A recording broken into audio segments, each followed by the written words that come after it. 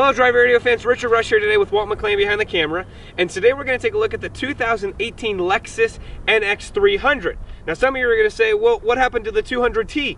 Same car, new name, same underpinning, same everything, and that's really all that's changed, is they basically put it up to a 300. And this is, yes, a mini RX 350, which we actually just reviewed a few short weeks ago. So with that being said, Walt, let's jump right into this. Again, for those of you familiar with this, the NX, they came out with a few years back. It's this miniaturized version of it, essentially of a Lexus. It's kind of like a larger Lexus, a little bit larger than a RAV4 on the Toyota side of things, but really like the turbocharged engine in here. I really like the looks of the vehicle. It gives it a nice clean view, and yeah, it's just essentially kind of a mini version, a mini-me version of the RX 350. So what's new? They've also made a few safety system plus packages.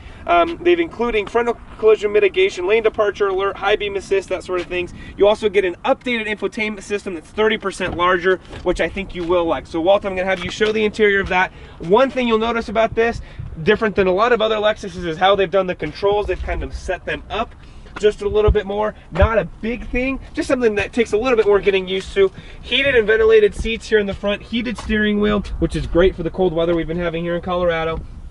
The infotainment system is updated, it is Lexus's latest, and I really like it. I know some people aren't a huge fan of the touchpad, or that mouse pad they call it.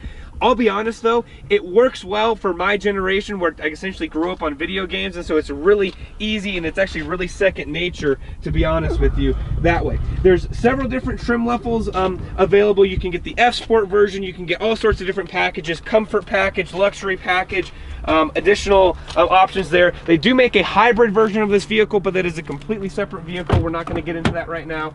As we get into the back seat here, one thing I am going to point out, this seat is actually set in the exit row, and I still have got a few inches of legroom.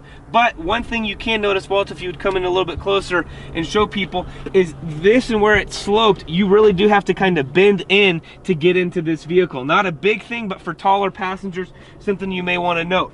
Does have vents back here, but there's no heated seats or anything of that sort here in this back section. So Walt, yeah, you can get a little bit closer and kind of show people what they're looking for. Again, this does have the luxury package on it, which is going to give you the 18-inch wheels, the black shadow trim, the heated steering wheel, power back door, excuse me, the heated and ventilated front seats. So as we get to the back, we'll open this up here, and again, good amount of cargo room here in the back.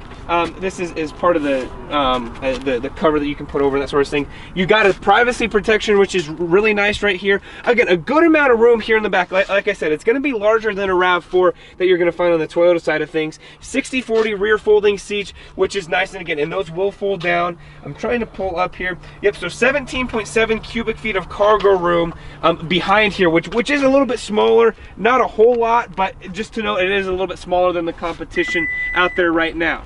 With that being said, 22 and 28 for highway, 24 average. It's got all-wheel drive. It's standard front-wheel drive, but it's available all-wheel drive.